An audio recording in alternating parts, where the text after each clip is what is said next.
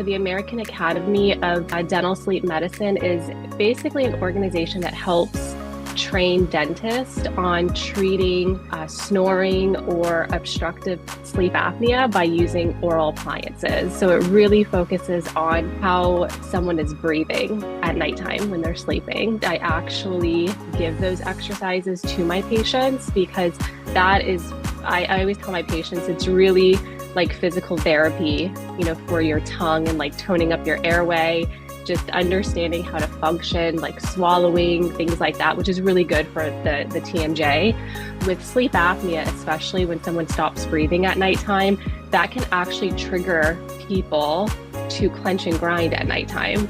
So for all of the patients that come to me with jaw pain and they're clenching and grinding, I always do an airway evaluation because the amount of these patients that are actually sleeping and they're clenching and grinding because they're actually trying to open up their airway.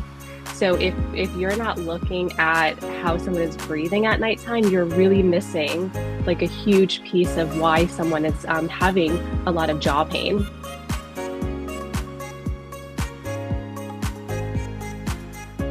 So I was, in a dental practice doing a lot of general dentistry, and I had a lot of patients that had a lot of jaw pain. And so we are really taught to make night guards in dental school. So I was giving everyone night guards, but I wasn't truly understanding, what was happening. And I was just kind of like hoping that the night guards worked.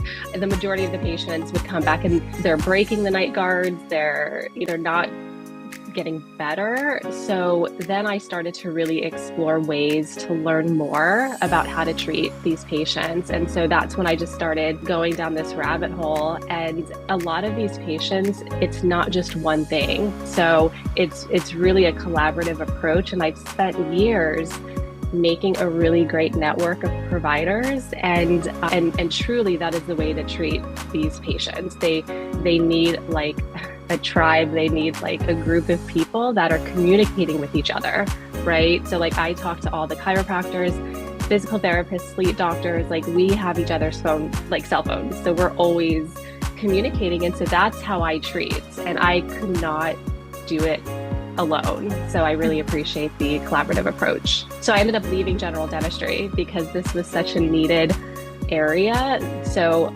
I started my practice, and then I had a lot of dentists referring to me, like, here are patients that I've been trying to help with night guards for so many years. And so they were really excited to have someone to really look at their patients, holistically.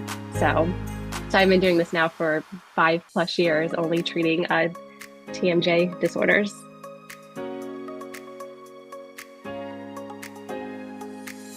I do get a lot of, patients coming to me that unfortunately they have been passed around, many years. Really, I think when I see them for a consultation, it really takes a long time. Like you have to have the time to do like a comprehensive evaluation to really understand what's going on.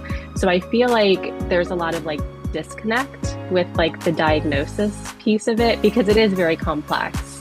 And I think a lot of people are really trying to help with the knowledge that they do have.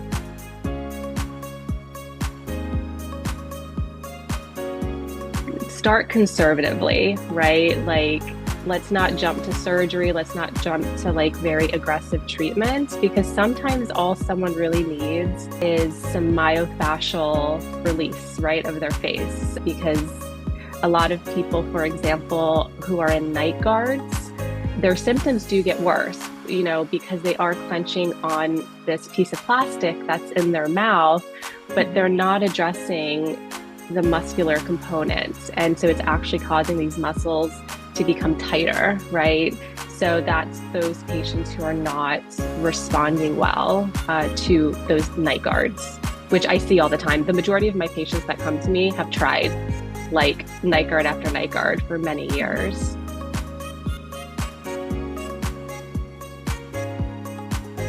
I think that, I think it's just important to find someone that can look at them comprehensively, because there is a place for splints, right? But there's different types of designs. And so you really have to understand like the diagnosis first and foremost, but there's a lot of different designs. It's not just a one size fits all, which that's kind of what I see with night guards. It's kind of like everyone is put in the same type of night guard, and it's very, very important to make it custom to that patient.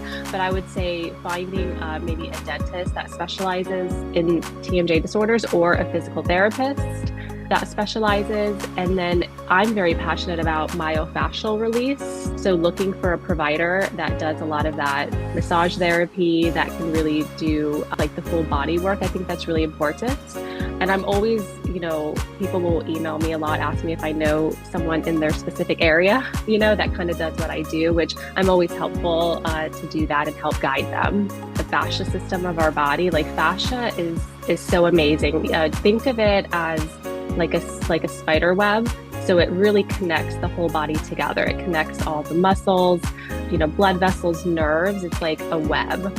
And then if someone is constantly, let's say, clenching, right? Clenching, and they're holding a lot of tension in their jaw, the fascia system is going to start to become tight, right? And that in itself can cause, a lot of pain and discomfort. So myofascial release is just like really soft movements. It's not like a deep tissue massage. And people really feel a difference like after one session. And then of course, from there, it's really important to kind of identify kind of triggers that are causing the tension, in the jaw. So I'm very big on yin yoga is really great. Meditation. It's very hard to implement those habits in your life, but it is really important to kind of, add those. And I see the difference with my patients who really make that a habit in their life. It's just a piece of the puzzle, truly.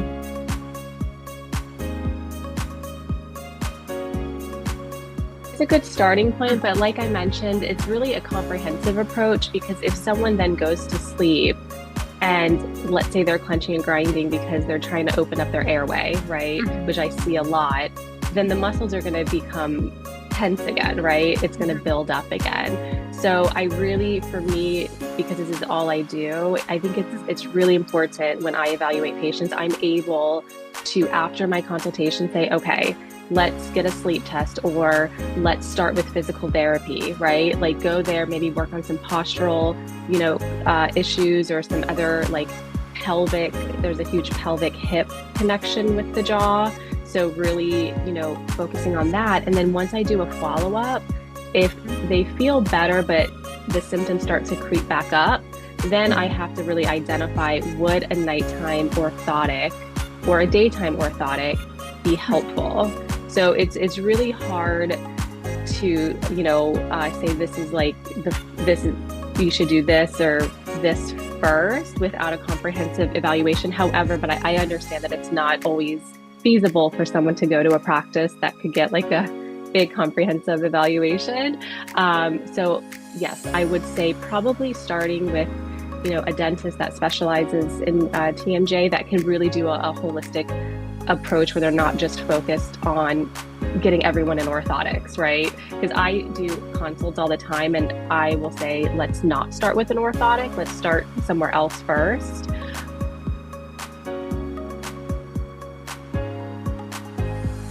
I too have seen patients who have had surgery, and the problem is the root cause of why they even got there is not being addressed. So a lot of these patients will then, start having pain again.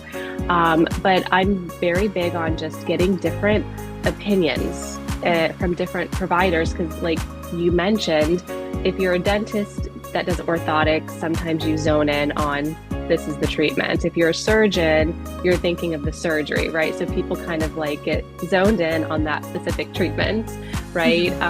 So I think it's always a good idea to kind of get just different opinions, and never, just go with the first recommendation, especially when it comes to something like surgery.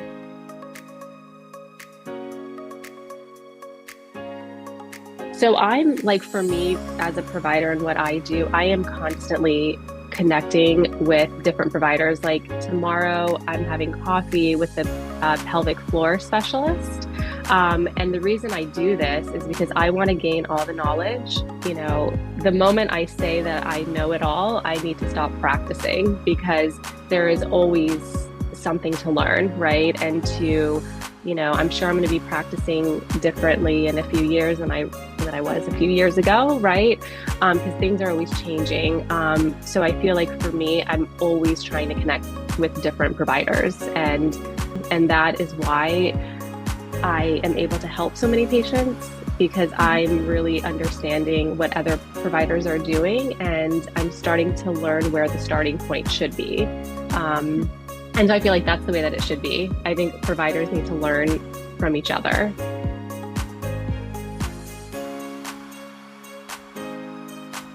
If you're evaluating your sleep, and even if you don't snore or if you just feel like fatigued, tired, if you're waking up throughout the night, I would say just advocate for yourself and just ask your doctor for a sleep test.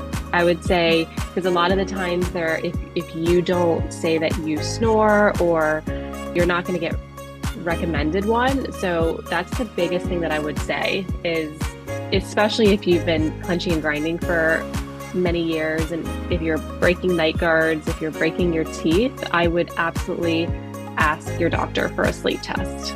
I see it all the time. I see it every day. It's something that is missed, and every single one of my patients have asked me, why didn't someone get me a sleep test years ago? So I feel like for me, it's just something that I have to keep educating people on.